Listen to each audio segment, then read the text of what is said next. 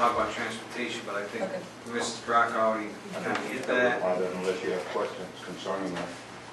We've pretty much, we've missed 2 rounds on buses in the last 5 years to sort of cut back costs.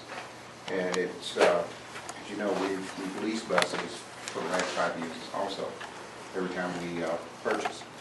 So this would give us a chance to actually purchase and keep the buses, on the lot, and we will own the buses instead of, just doing a lease situation. If you want to see what the effect of purchasing a bus versus leasing had, on page 9 at the top of the page, the effect on our M&O budget, the first line in there is allocating some of this towards textbooks, if we take that out of the M&O budget. But then below that are the new leases of new buses. And that's just a $2 million purchase with 0% financing, spreading it over 5 years. And you see the effect it has. By the time you get to your 2014, that's $2 million of your M&O budget that you're paying towards the financing of buses several years previous, the 5 years previous.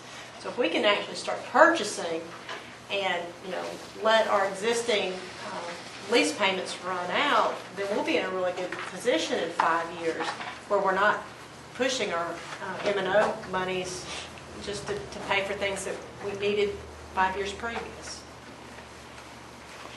And we went from purchasing to leasing at the time so that we could spread out the payments because we couldn't didn't have the afford to money. Exactly. Right. buy. Okay. Same with computers. It's a That's catch-22. why It really is. Yeah. One thing Mr. Alver and Mr. Jennings are going to do this course this coming school year is study the bus routes the first 3 weeks to see what our ridership is, and then make adjustments to kind of consolidate as much as possible to save funding the number of buses that we're actually running for this year. So Can't tell you how nervous that makes me. Just saying. Whatever you do to those bus routes, people have to have plenty of warning. Oh, we'll do that. And if we have... Because I'm not dying on that hill again, I'll just tell you. I think we all died on that hill. Okay. Now, we're not taking anything away, but if buses are not full, we're going to sort of redraw the lines. And if, we get a call that, But if that backs up somebody's bus stop, meeting the bus time an hour, that's going to have an effect on how the family runs their morning, and they're going to have something to say about it, I bet you. Okay, just All right. We'll be careful. okay. Mrs. Winslow, do you want to comment about the textbooks at all? Just that, I'll just add to what Kurt said, is that we've been trying over the years to work with textbook vendors to include other things so that we could free up money to purchase 21st century classroom setups, and we have done many of those in social studies, and now we're doing some science and language arts. So it's important that we continue that. It really is the great equalizer in the classroom, allowing the teacher much more flexibility so that many more things can be going on. It saves time. It makes sense all the way around. So that's what I'd like to add. Several school districts around us have gone off cycle on adopting textbooks because they can't afford it anymore because of the austerity reductions. We've been still doing it. There's been a sacrifice, but we feel like it's important for those textbooks to be there.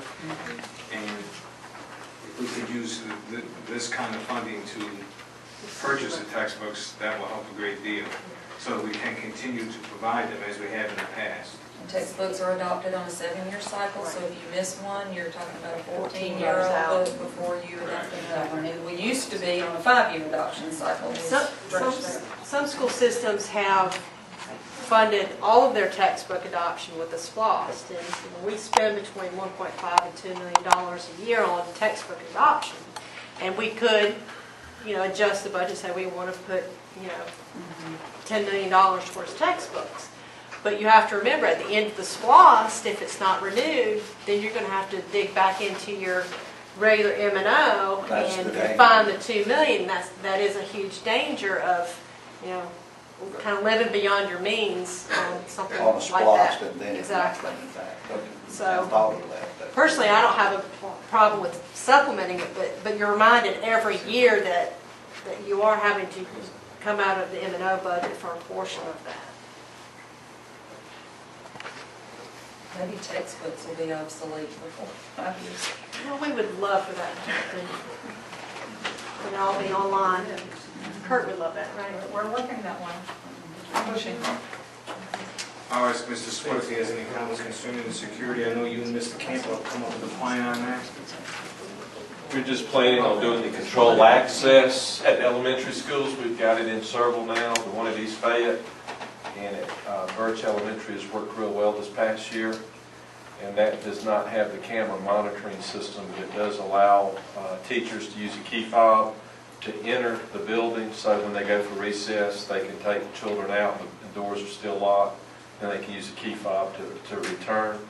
And so it does give us a certain degree of security, and seems to be working well at the elementary level. So we feel like it's a nominal amount for the buildings to be secured. North Fayette has that too, don't it? Yes, ma'am. And North Fayette has, we added something up there because they were isolated where the front doors remain locked, and it takes a picture. You can actually see the individuals on the outside, and that's working really well too in North Fayette. So that's worked well. And we're continuing to put some schools in, but this would allow us to do the upgrades that we need at one time. If y'all felt like we could do the SPLOST.